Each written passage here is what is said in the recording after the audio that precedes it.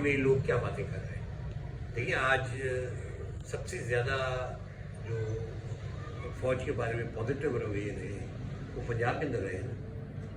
अगर आप वहाँ पे चले जाएं आज किसी भी पंजाबी फैमिली के अंदर, आप उनसे आज पूछ लें कि वो क्या सोचते हैं उनके बारे में। It's very unfortunate. देखिए, ऑनेस्टी के साथ मतलब मैं ज़ाती तौर पे एक फेडरेशन मतलब लास्ट में मैंने कोई क्वेश्चन भी पूछा था जब हमारी ये तहरीक चल रही थी, पानी वाली तहरीक, तो मैंने अपनी तकरीर में भी ये बात की। मैंने कहा कि मुझे जैसे लोग जो सारी ज़िंदगी फेडरेशन के लिए लड़ते रहे, आज जब आप हमें धकेल के इस पोजीशन में लेके आते हैं तो मैं क्या कहूँ कि जी मैं कहाँ खड़ा हूँ।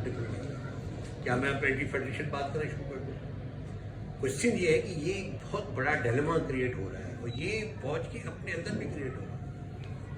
इसलिए जब आप रास्ते मसदूद कर देंगे तो फिर मैं वाक़यात की इतना ज़्यादा फुल की शायद निशानदेही आज नहीं करना चाह रहा, लेकिन फिर बालपुर जैसे ट्रेजेडीज भी होती है।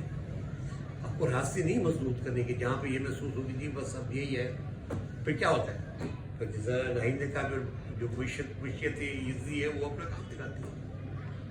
ये ज़रूर है, बात ये कि सही और गलत की तो तमीज़ हम करें ना, कि सही और गलत की तमीज़ होनी चाहिए। ठीक है, सियासतदानों को नहीं, जेन्युइन सियासतदानों को नहीं चलने दिया गया फौज की तरफ से, एक हिस्ट्री है, तारीख है, एस्टैब्लिशमेंट नहीं चलने दिया। लेकिन सवाल ये पैदा होता है क्या जेन्युइन सियासतदान या जेन्युइन पॉलिटिकल वर्कर वो सब कुछ छोड़ जाकर घर में बैठ जाएगी जब कुछ नहीं पड़ता। मेरी नज़र में जो है ना वो ये है कि जी इस सारे अमल के अंदर, इस सारी वो कहते हैं ना कि एक नेगेटिविटी इसके अंदर भी आफ्टर आवाज़ तो उठ रही है ना। जैसे आज अभी शौकत साहब ने जिक्र किया वकीलों के बारे में, आवाज़ उठ रही है ना। मैं समझता हूँ जो कुछ हाईकोर्ट में उस दिन हुआ यहाँ पे मतलब एक आई ओपनर है।